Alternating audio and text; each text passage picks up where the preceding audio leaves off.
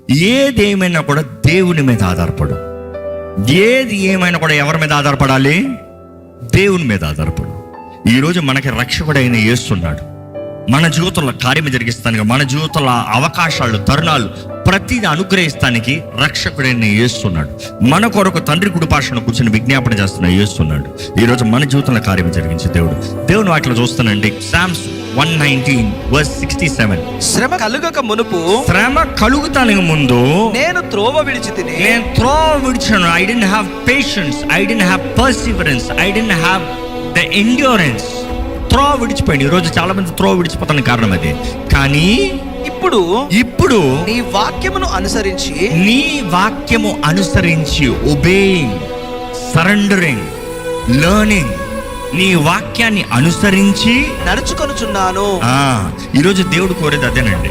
ఎందుకంటే మన శ్రమల మధ్యలో ఆయన మీద మనం ఆధారపడాలి.